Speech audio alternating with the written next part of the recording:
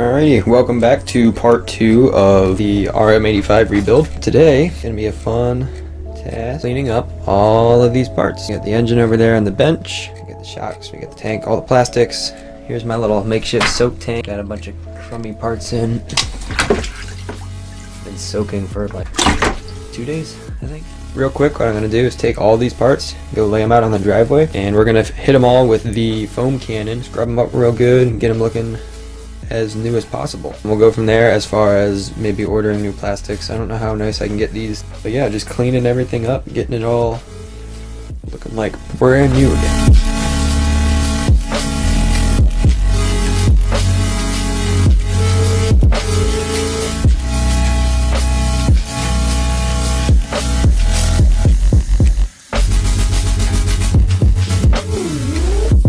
Alright guys, so what I'm going to be using to clean up all these parts is this thing right here. This is called a foam cannon. If y'all don't have one of these, I'd highly recommend you pick one up. This one was only about $20 off of eBay. It will spray out nice thick foam. What I got in here is just dish soap and water. Warm water I find works best. 20 pumps of dish soap in there, and that'll break down all the grease and grime and crap on these parts. After we let it soak for a little while, we can start scrubbing them all up.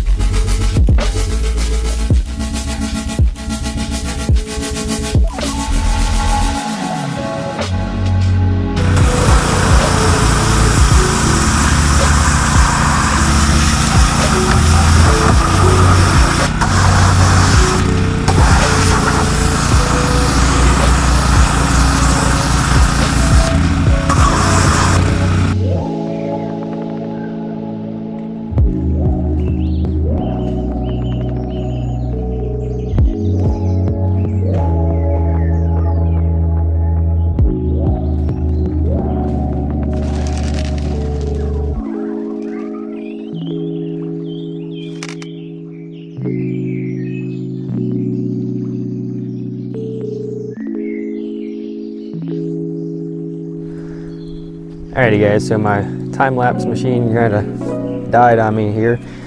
I wasn't able to keep filming, but you know, it's just a lot of scrubbing and not anything too exciting to watch. So got all the parts cleaned up. Some of them came out really good, like this exhaust. I mean, it looks like brand new. Swing arm came out pretty nice. The whole center section, that looks great. The sides are kind of, maybe the camera doesn't pick it up, but they have a bit of a weird finish on them. So I think I might just actually polish that swing arm just on the sides. They look pretty neat, like a nice polished swing arm. Like the rear shock came out great. Other than that wheel cleaner I was using is a slight bit stronger than I thought, and it actually kind of took the paint off the spring. But this is the stuff I was using. Recommended by, what's his name? Cameron Nimbinin? I don't know. Look up Cameron something or other. I'm sure you've seen his videos on YouTube, but he recommends this mag wheel cleaner, and I used it and it works awesome, except for on polished parts or painted parts. The swing arm has a weird finish on it now, so you got to be careful with that stuff, and it will take paint off. On the engine case, you can see it's kind of like weirded out now. There's a good look at it. This is painted. That is after I used the wheel cleaner. So looks better. I don't see anything wrong with that, other than I don't know what metal this is. If it's steel, it might rust if I wire wheel it and get all the paint off. So I don't, to be honest, I don't know what the heck I'm doing. I was able to get the gold paint off this little cap, but not the other side.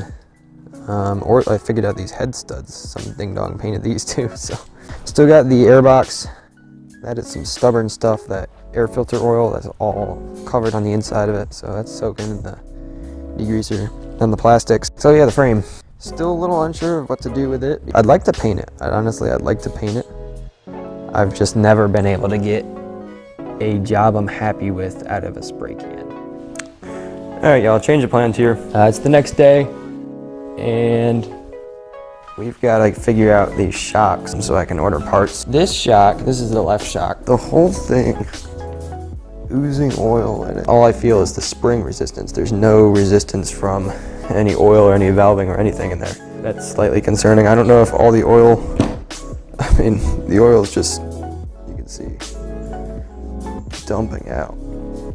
So I don't know if all the oil's gone and that's what's causing it to be so loose, or maybe it's just the valving, or I don't know, something internally is blown, but we gotta take this thing apart and check it out.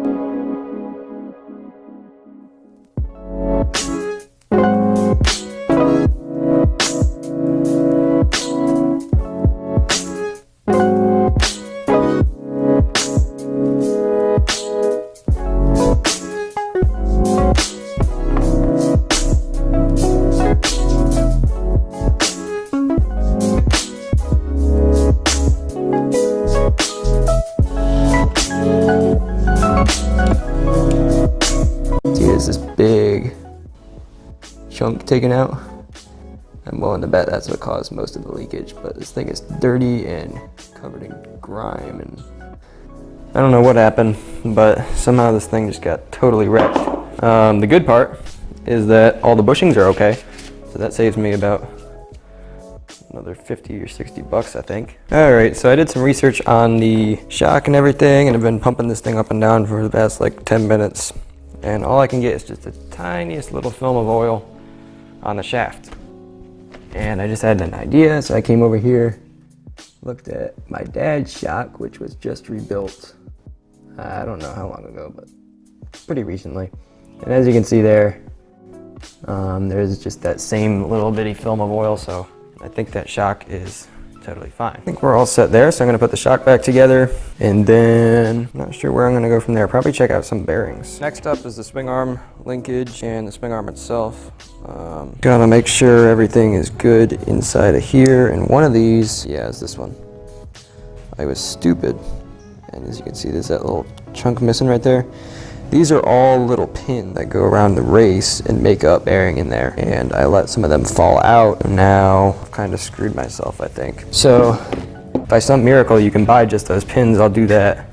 If not, it looks like I might be doing a linkage bearing there. I'm gonna have to do that bearing. This bolt here, I tried and could not get to loosen up. Feels smooth, quiet. I don't see any reason to go messing with that bearing. This bearing on the end here, let's take a look. So this is the same deal. It's got those roller pins.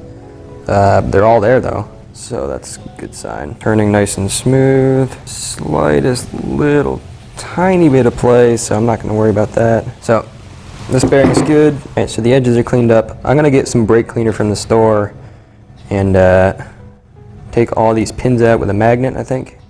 And re-grease this bearing here, just for the heck of it.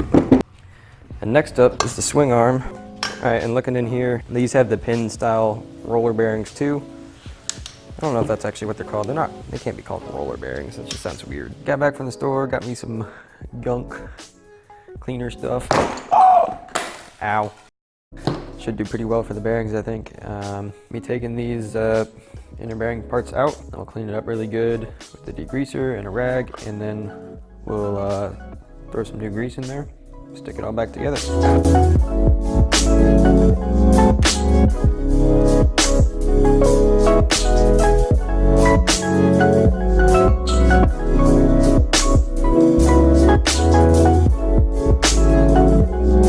Alright guys, that's gonna be a wrap for today's video. GoPro just died on me again, and I'm beat. I've been working since like 9 a.m. this morning. It's now 4:45, and I still got to edit all of this. So got everything all set up. Brakes are good. I sanded all the paint off this chain guide, so that looks nice now. Just wire brushed the triple clamp, which looks pretty good. There's a little bit of weirdness going on. So I might see if I can try one of those, I don't know where they went. Finishing, it's like finish pad or something. It's basically a Scotch-Brite on a wheel, so. I'm just gonna be throwing everything back in the shed and cleaning this up. And next up is gonna be, I guess we're gonna start putting this thing back together because I've got the swing arm bearings done. I've got the steering stem bearings done, so I can go ahead and put the forks on. I'll go ahead and put the triple clamps on and all that. The forks are gonna have to wait. So I gotta get my seals and my, no, just my seals and oil. If you enjoyed this episode, be sure to stick around. Thanks for watching, and I will see you all on the next one.